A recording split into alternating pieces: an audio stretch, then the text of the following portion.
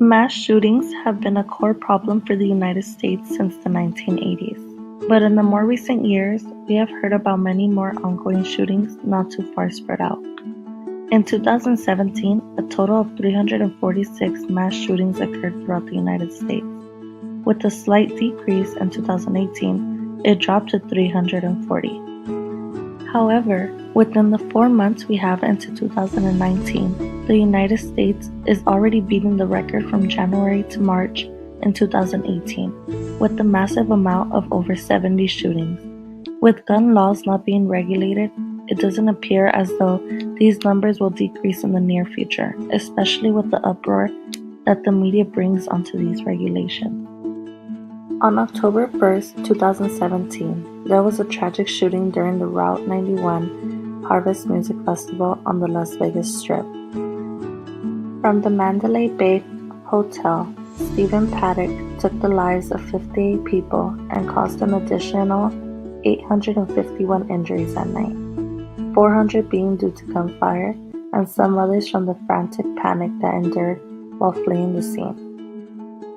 With Stephen acting alone, this became the deadliest mass shooting committed in the U.S. by a single individual. On February 14, 2018, Nicholas Cruz, a 19-year-old young man, decided to open fire at Marjorie Stoneman Douglas High School in Parkland, Florida. The lives of 17 students and teachers were taken that day. 17 others were injured with an AR-15. The media's cruel treatment was what led this 19-year-old to take the lives of innocent people. I am nothing. I am no one. My life is nothing and meaningless. These were the words of Nicholas Cruz on the day of his massacre. A source close to Nicholas had warned the FBI about his incentive to want to become a school shooter and how he owned a gun, but no investigation took place. Had this been further investigated, who knows if maybe this could have all been stopped ahead of time. The news outlets respond to situations like this in a quick and timely manner without gathering full proof and evidence.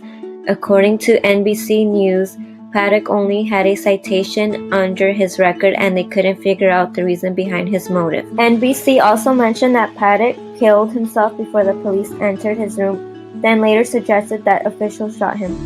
Another source reported he had mental issues, but it wasn't confirmed he did. To this day, it remains a mystery as to why he took many lives and his own that night.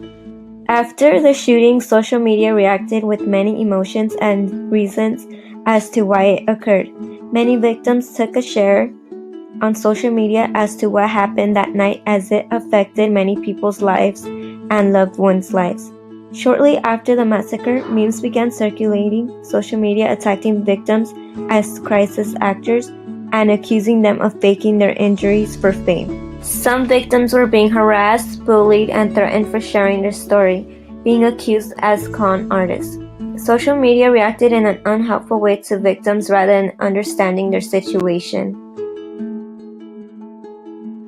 News Punch author Baxter Dimitri states that since the Las Vegas shooting, we still do not have answers about what really happened in the Mandalay Bay that night, or why 8 eyewitness survivors plus 1 high-profile attorney have wound up dead.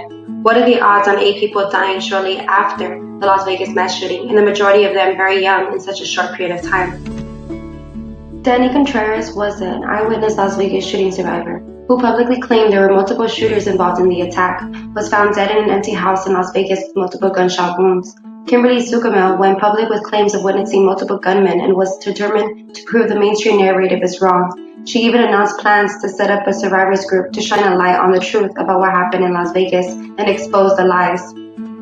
According to Kimberly, the shooting was carried out by multiple gunmen who were chasing people down in the crowd and aiming fire towards them. Her post on Facebook quickly went viral, as it confirmed what many had already suspected. Less than 1 week after she gave this account, Kimberly was found dead at her house in Apple Valley, California. Violent events are often covered by news outlets in great detail and spread immediately through mass media and social media.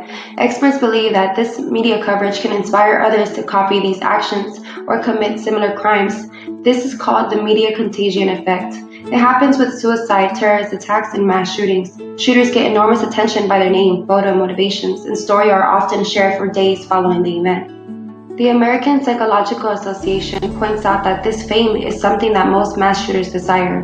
This sometimes inspires a copycat shooting, where the potential shooter typically tries to kill more people than their predecessors. In the age of digital information, we are constantly bombarded with world current events. There's always a new tragic story on the mass media, which makes it difficult to distinguish the truth within the facade. Mass media has a tendency to use the clever tactic of pathos by intriguing their viewers with a sappy story. The media is here to stay, but it's our duty as the viewers to be skeptical on the information we're being fed.